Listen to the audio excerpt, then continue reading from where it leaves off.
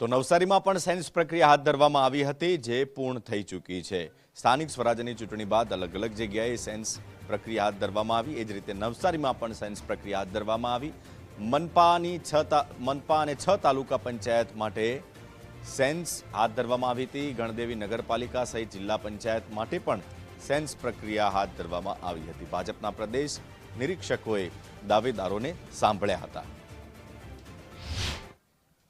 नवसारी जिला में आवती तमाम 6 तालुका पंचायत, जिला पंचायत, गणदेवी नगरपालिका और नवसारी महानगरपालिका ये चूंटायेला अमरा प्रतिनिधिओ छे एमनी सेन्स प्रक्रिया लेवामां आवी छे।